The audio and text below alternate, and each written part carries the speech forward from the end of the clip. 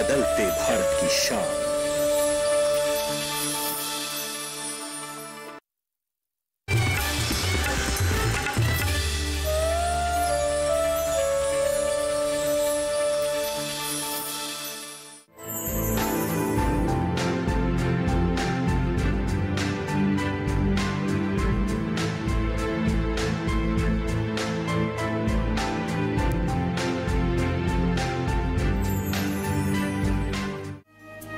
नमस्कार, स्वागत है आप सभी का कार्यक्रम छत पर बागवानी में। आज के इस दौर में हमारा लाइफस्टाइल पूरी तरह से बदल चुका है, जिसकी वजह से हमें बहुत सी प्रॉब्लम्स को फेस करना पड़ता है।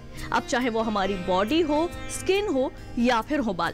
पानी की तरह पैसा बहाने के बाद भी हमें इसके मन चाहे रिजल्ट्स नहीं मिल पाते हैं। लेकिन अगर बिना कोई पैसा खर्च किए आपको आपकी इन सभी प्रॉब्लम्स के सॉल्यूशन मिल जाए तो आइए जानते हैं कुछ ऐसे ही पौधों के बारे में आचार्य बालकृष्ण जी से।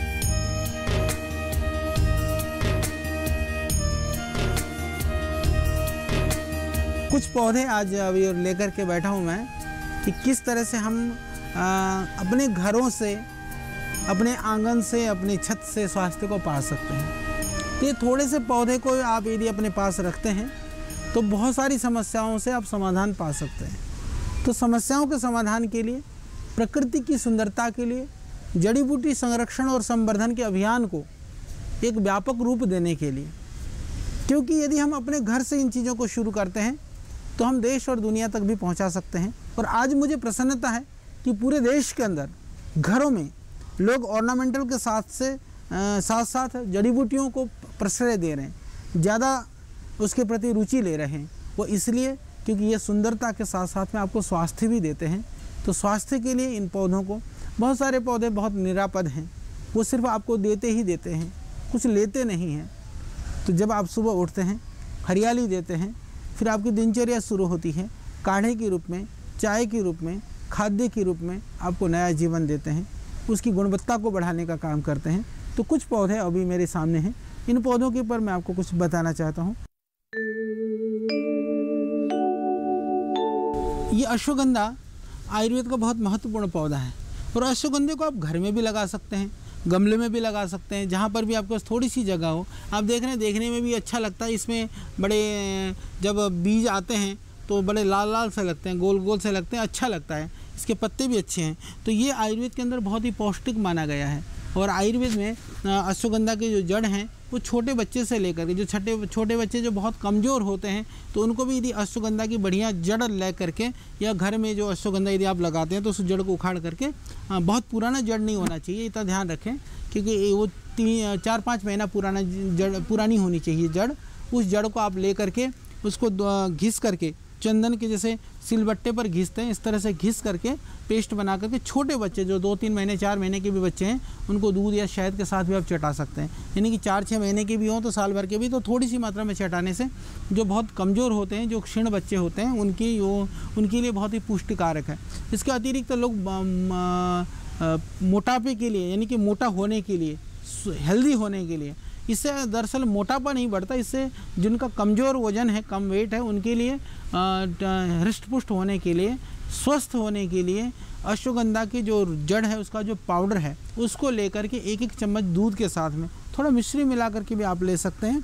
तो वह शरीर को हृष्ट पुष्ट करने के लिए, ताकतवर बनाने के लिए, शक्ति को बढ़ाने के लिए, शक्ति शारीरिक क्षीणता को दूर करने के लिए, धातु क्षीणता को दूर करने के लिए, शारीरिक दुर्बलता को दूर करने के लिए, वातज व्याधियों को दूर करने के लिए, जिनको दर्द है, जिनको आर्थराइटिस है, घुटने में दर्द है, वायु रोग है, उन सब स्थितियों में भी ये बहुत लाभकारी है। तो ये इसके मूल के तो ये प्रयोग थे। हमने एक नया प्रयोग परंपरा से सीखा, वो प्रयोग है वो इन अश्वगंधा के पत्तों का मोटापा कम करने के लिए, और हमने देखा ये बहुत ही अद्भुत है। और जब से हमने बताना शुरू किया, लोग अश्वगंधा के पत्ते ढूंढते रहते हैं। तो इन पत्तों का सरल प्रयोग है, इस पत्ते को, एक पत्ते को आप तोड़िए, इसको इसको तोड़ करके, जैसे इसको पत्ते को तोड़ करके इसको मसल करके आप इसको गोला बना करके पानी के साथ में इसको आप ले लें। जैसे ये टूट रहा है तो ऐसे भी आप चबा करके भी खा सकते हैं। थोड़ा सा ये बकबका है, चटनी टाइप बना करके भी ले सकते हैं। तो सुबह, दोपहर और शाम को गुनगुने गर्म पानी से ले लें, हल्का आहार ले लें, सुबह एक्सरसाइज और व्यायाम करें। यदि इस प्रयोग को 7 से 15 दिन तक करते हैं, यदि 15 दिन तक लगभग प्रयोग करते हैं, तो हमने देखा है कि 3-4 किलो वजन तक कम हो जाता है आराम से 15 दिन में लगभग। यानी सप्ताह में 2 किलो 3 किलो वजन कम किया जा सकता है। तो ये आप प्रयोग कर सकते हैं, निरापद प्रयोग है। और कुछ दिन रुक करके, जैसे 15 दिन आपने ले लिया तो 15-20 दिन आप विश्राम करें, फिर आप शुरू करें। इसके साथ में ये नहीं कि अश्वगंधा के पत्ते खा लें और फिर आप अपने आहार, दिनचर्या, रूटीन को गड़बड़ रखें, तो उससे तो नहीं होगा।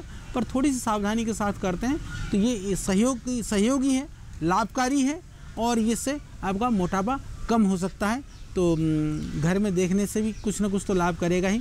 तो घर में लगाइए, घर की सुंदरता के लिए, और इसका प्रयोग करिए अपने तन की सुंदरता के लिए। कड़ी पत्ता नाम से ही पता चल रहा है कि ये इसको मीठा नींबू भी बोलते हैं इसको, क्योंकि यह जो कड़ी पत्ता है, क्योंकि कड़ी में डालने के लिए तो ये सुप्रसिद्ध है। साउथ में सांभर वगैरह में भी डाला जाता है, दाल में भी इसको डालते हैं। तो ये तो हो गया भोजन के रूप में। तो आप देख सकते हैं कि कड़ी पत्ते का पौधा गमले में आराम से घर में लगा सकते हैं। यदि गमला ज़्यादा बड़ा नहीं है तो उसको थोड़ा कटिंग करते रहें, जिससे कि बहुत ना फैले, पर उसकी शाखाएं प्रशाखाएं इतनी निकल जाती हैं कि जो ताज़ी कड़ी पत्ता है वो आपको सदैव उपलब्ध रहती हैं। तो कड़ी पत्ता जो ये है, ये भोजन के साथ साथ में, भोजन में इससे खुशबू बढ़ती है, इसकी स्वादिष्टता, इससे एकदम चाय पे भी डाल सकते हैं। कड़ी पत्ता आप देखेंगे चाय में डालेंगे तो अलग तरह की खुशबू आती है, बहुत ही लाभकारी है। और हमने बहुत सारे प्रयोग किए हैं, ये डायबिटीज़ के लिए भी लाभकारी है। कड़ी पत्ते का जो प्रयोग है, यदि आप जैसे सुबह 3-4 पत्ते को चबा करके यदि प्रतिदिन लेते हैं तो वह मधुमेह में भी बहुत लाभकारी है। और साथ साथ में माता बहनों के लिए, बालों के लिए, यदि कड़ी पत्तों को पीस करके आप पानी में उबाल करके उससे बालों को धोते हैं तो बड़े सुनहले और अच्छे बाल हो जाते हैं, खिले खिले से बाल हो जाते हैं, बालों के लिए अच्छा है। और इसी तरह से ये चेहरे के लिए, जिनको चेहरे में झाइयाँ हैं या मुरझाया हुआ चेहरा, इसके पत्तों को पीस करके अच्छी तरह से पेस्ट बना करके यदि आप चेहरे पर लगाते हैं तो बहुत ही लाभकारी है और चेहरा खिला खिला सा लगेगा। और उबटन के लिए, ये फेस पैक के लिए ये बहुत ही लाभकारी है। तो इस तरह से ये कड़ी पत्ते से आप बहुत सारे घरेलू प्रयोग, बहुत सारे घर के जो लाभ हैं आप ले सकते हैं।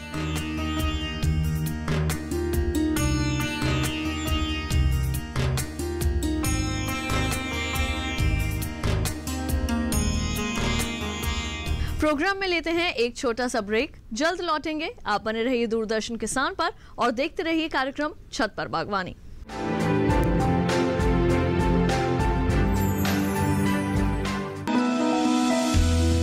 जानकारी जो किसानों के लिए हो लाभकारी, समस्याओं पर पड़ेगा समाधान भारी, कृषि की हर बात का ख्याल, कब कैसे की जाए बेहतर देखभाल। जानिए विशेषज्ञों के साथ, देखिए खेत खलिहान, सोमवार से शुक्रवार सुबह 7 बजे डीडी किसान पर।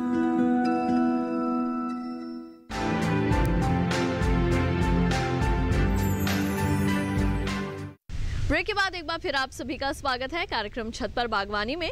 तो आइए कुछ और चमत्कारी पौधों के बारे में जानकारी लेते हैं। गिलो एक मोटापा के लिए बहुत अचूक है। आजकल दुनिया जहाँ की दवाइयाँ लोग खा रहे हैं उससे बहुत तरह के साइड इफ़ेक्ट हो रहे हैं, बहुत तरह की हानि को उठा रहे हैं। तो निरापद रूप से, और इतना ही नहीं, इससे हमारी आंतें भी, इंटेस्टाइन भी बहुत इससे मजबूत होती हैं। अगर हम अपनी रूटीन लाइफ में योगाभ्यास को और पथ्य आहार को शामिल कर लेते हैं तो मोटापा जैसी बीमारियां नहीं होंगी। फिर भी किसी कारणवश अगर मोटापे जैसी बीमारियां हो गई हैं और हम मोटापे जैसी बीमारियों से ग्रसित हो चुके हैं तो उसका इलाज कैसे किया जाए। इसी संदर्भ में गुड़ची के साथ में एक औषधि होती है जिसको हम बोलते हैं त्रिफला। त्रिफला का अर्थ होता है हड़र, बहेड़ा और आंवला, अर्थात 3 चीज़ों को मिलकर के त्रिफला बनाया जाता है। तो मार्केट में त्रिफला नाम से त्रिफला चूर्ण मिलता है, और अगर त्रिफला चूर्ण नहीं, किसी कारणवश नहीं मिल पाता है तो हरितकी जिसको हरड़ बोलते हैं, बहेड़ा जिसको विभितक बोलते हैं, और आंवला, तीनों को बराबर मात्रा में लेकर के सूखी हुई तीनों चीज़ें लेनी है। जैसे कि अगर आपने 1 ग्राम हरितकी ली है, 1 ग्राम बहेड़ा ले लीजिए और 1 ग्राम सूखा हुआ आंवला ले लीजिए। तीनों को बराबर मात्रा में लेकर के और उसको कूट करके उसका चूर्ण बना सकते हैं। और ये जो चूर्ण है ये त्रिफला के नाम से जाना जाता है। फिर भी त्रिफला जो चूर्ण है वो मार्केट में ईजिली अवेलेबल है। तो इसके लिए हम सबसे पहले क्या करते हैं कि जो मोटापा है उसके लिए हम एक गिलोय लेते हैं जो लगभग 1 बीता लंबी, नियर अबाउट 7 से 8 इंच लंबी है। उसको हम छोटे छोटे टुकड़ों में सबसे पहले तो काटते हैं। छोटे छोटे टुकड़ों में काटने के बाद हम क्या करेंगे, इस गिलोय को अच्छी तरह से कूटेंगे। इस तरह हमने गिलोय को काटने के बाद उसको छोटे छोटे टुकड़ों में काटने के बाद थोड़ा कूट लिया है और कूटने के बाद हम इसको निकाल करके काढ़ा बनाने के लिए डालते हैं।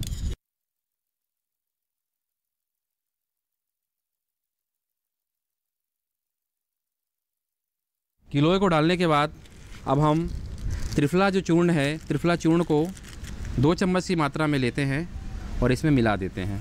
इसके बाद हम 1 गिलास पानी लेते हैं।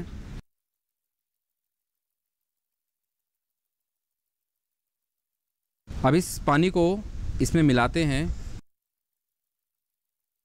जैसा कि मैंने बताया कि जब पकाते पकाते काढ़ा आधा रह जाए तो अब इस काढ़े को, अभी हमारा काढ़ा तैयार हो चुका है। अब इस काढ़े को हम छानेंगे और फिर छानने के बाद ठंडा करके इसका प्रयोग करेंगे।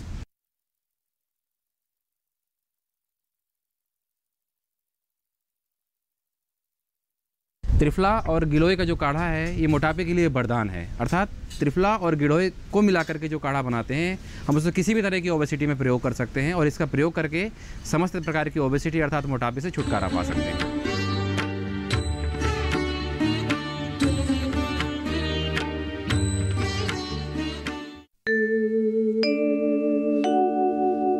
ये पौधा जो मेरे ये गमले में है, छोटा सा है, पर आप देख रहे हैं बहुत सुंदर है। ये पूरा देश नहीं, पूरी दुनिया इस पौधे से परिचित है।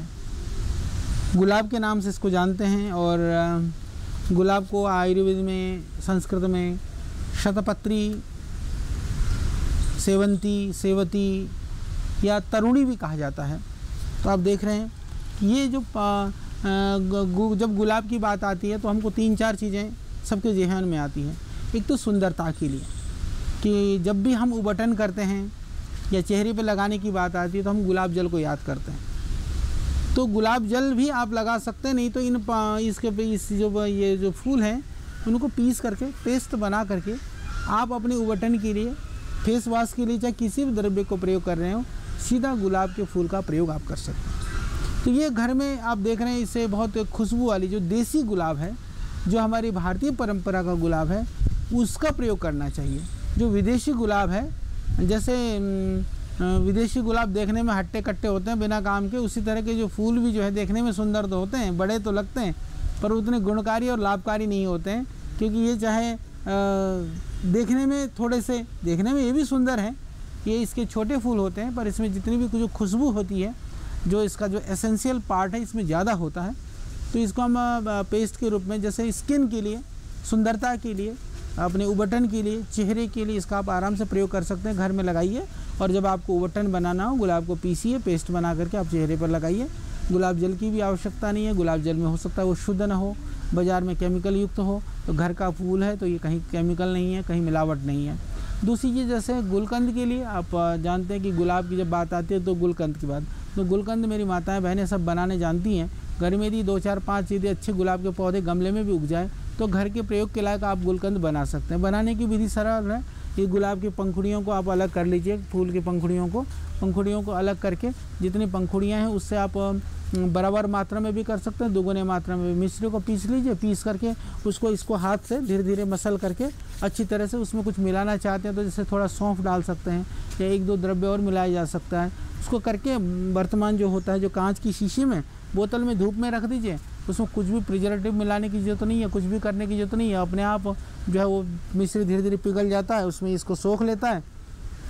तो ये बहुत ही सुंदर, स्वादिष्ट और लाभकारी गुलकंद घर में तैयार हो जाता है। तो अपनी सुंदरता के लिए भी, और उससे फिर गुलकंद के गुण आप जानते हैं कि वो बहुत लाभकारी, स्वादिष्ट भी रहता है। उसको आप ब्रेड वगैरह में भी जैसे लगा करके, आज विविध तरह के न जाने क्या क्या चटनी और जेल लगाते हैं, उसकी जगह पर गुलकंद लगा करके आप खिला सकते हैं। या गुलकंद को दूध से ले सकते हैं, उससे पेट साफ़ होता है, एसिडिटी के लिए लाभकारी है। और जिनके आंतों में घाव वगैरह हैं। और इतना ही नहीं, गुलाब की जो पंखुड़ियों को चाय में भी यदि आप डाल करके उबाल करके पीते हैं तो इससे चाय की आप देखेंगे बड़ी स्वादिष्ट चाय होती है और वो एसिडिटी के लिए लाभकारी है। कफ सर्दी में भी ये, जुकाम में भी ये लाभकारी है। तो बहुत ही अच्छा प्रयोग है।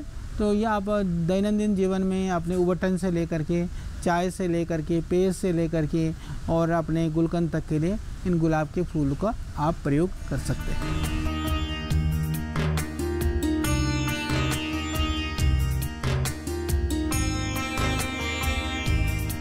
प्रोग्राम में लेते हैं एक और छोटा सा ब्रेक। आप बने रहिए दूरदर्शन किसान पर और देखते रहिए कार्यक्रम छत पर बागवानी।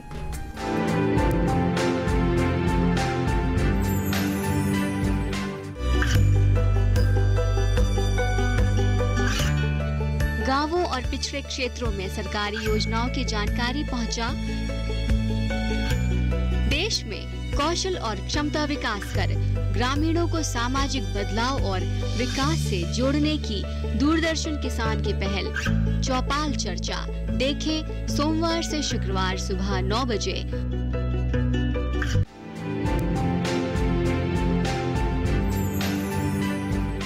ब्रेक के बाद एक बार फिर आप सभी का स्वागत है कार्यक्रम छत पर बागवानी में। तो आइए कुछ और चमत्कारी पौधों के बारे में जानकारी हासिल करें।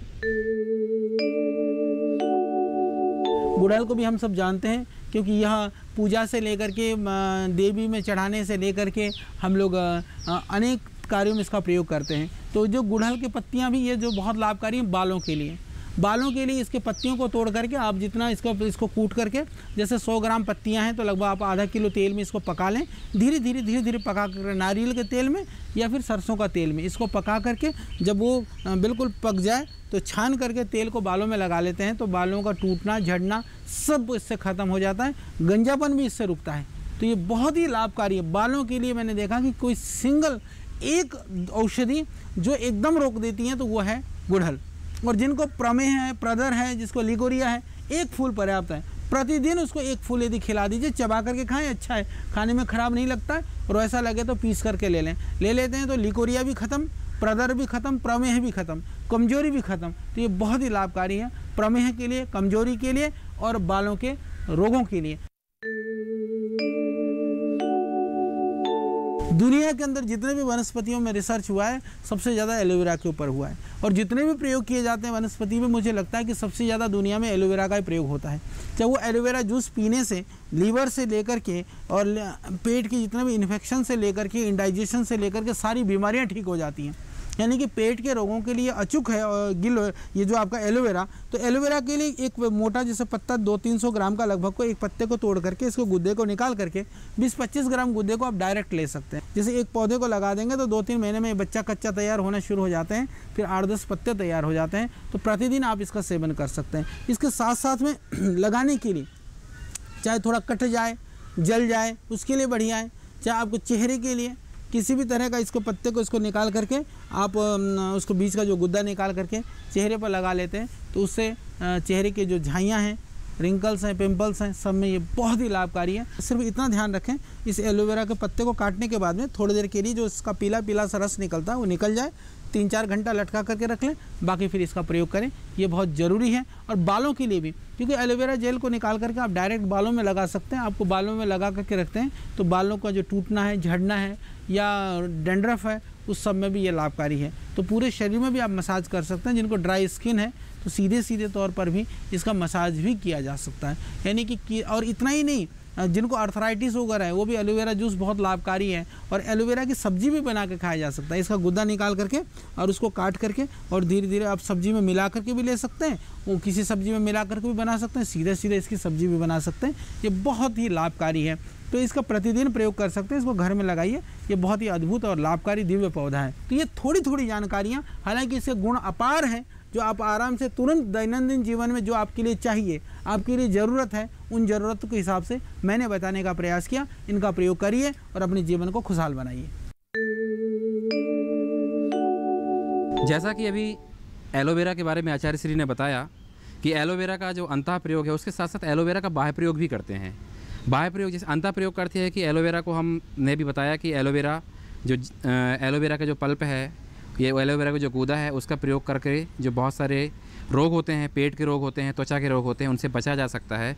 और एलोवेरा का जूस का अगर हम सुबह सेवन करते हैं तो जो पेट की बीमारियां होती हैं वो सारी बीमारियां ठीक हो सकती हैं और वो सारी बीमारियां नहीं होंगी। इसके अतिरिक्त एलोवेरा का एक और भी बहुत अच्छा प्रयोग है। जो एलोवेरा है, जैसा कि मैंने आपको बताया कि एलोवेरा का जो ये ऊपर का छिलका है ग्रीन वाला, इसको अच्छी तरह से कट करके निकाल दीजिए। इसके बाद आप अंदर देखते हैं कि ये एक चिपचिपा पल्प जो है ये दिखता है। इसको क्या कर सकते हैं आप कि जैसे बहुत आज की डेट में क्या है कि ब्यूटी एक बहुत ही इंपॉर्टेंट फैक्टर हो गया है। ये लोग इसके लिए आयुर्वेद की तरफ बहुत ज़्यादा अग्रिम हो रहे हैं, आयुर्वेद की तरफ बहुत ही ज़्यादा आ रहे हैं। या बहुत सारे लोग आयुर्वेद को इससे जोड़ करके देखते हैं और आयुर्वेद का प्रयोग इसके लिए करते हैं। वस्तुतः प्रयोग करें क्यों ना, क्योंकि बहुत सारी ऐसी बीमारियां होती हैं त्वचा से संबंधित जिनमें आयुर्वेद बहुत अच्छे रिस्पांस देता है, आयुर्वेद के रिजल्ट बहुत अच्छे मिलते हैं। तो जैसे ये एलोवेरा है, सामान्यतः हर घर में इसको लगाया जाता है या हर घर में ये मिल सकता है या ईजिली अवेलेबल है। तो हम क्या करते हैं, इस एलोवेरा को लेकर के हमने इसको ऊपर की जो ग्रीन परत है उसको निकाल दी और इस एलोवेरा को डायरेक्टली हम स्किन पे इस तरह करके लगा सकते हैं। इसके अतिरिक्त जो ये एलोवेरा है इसको इसी तरह करके हम अपने फेस पे भी लगा सकते हैं, चेहरे पे लगा सकते हैं। तो जो चेहरे में झाइयाँ होती हैं, नीलका होती हैं, जो मुहासे पड़ते हैं, वो सारी चीज़ें पूर्ण रूप से ठीक हो जाती हैं। और इसके अतिरिक्त बहुत सारे लोग कंप्लेन करते हैं कि हमारे चेहरे में दाग पड़ रहे हैं, वो दाग भी इस एलोवेरा से ठीक हो जाते हैं अगर हम इस एलोवेरा को रेगुलरली प्रयोग करते हैं। एलोवेरा का जूस अगर हम सुबह सुबह प्रयोग करते हैं तो एलोवेरा का जूस सुबह सुबह प्रयोग करें और इसके बाद में हम अपने स्किन में इसको लगाते हैं तो बहुत अच्छे परिणाम हमें इसके मिलते हैं।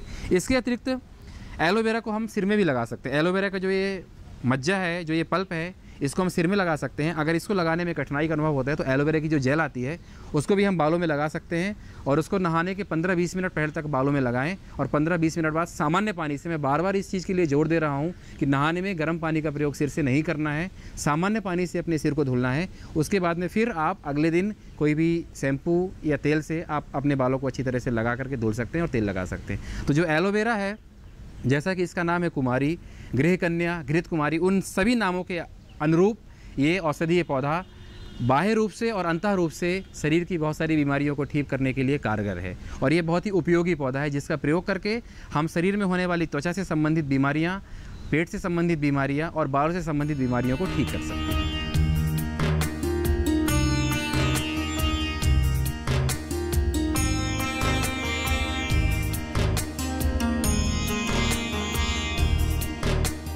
वो कहते हैं ना कि हर प्रॉब्लम का सलूशन हमारे आसपास ही मिल जाता है और हमारी इतनी सारी प्रॉब्लम्स का सलूशन इन छोटे छोटे पौधों में छिपा है, ये तो हमने कभी सोचा भी नहीं होगा। अगर ये पौधे आपके टेरेस गार्डन में हैं तो अब आपने इनका उपयोग जान लिया है, और अगर नहीं है तो देर मत कीजिए, इन्हें अपनी बगिया का हिस्सा बना लीजिए। हमारे आज के छत पर बागवानी कार्यक्रम के इस अंक में केवल इतना ही। अगली बार फिर होगी आपसे मुलाकात, तब तक के लिए हमारी पूरी टीम को दीजिए इजाजत। नमस्कार।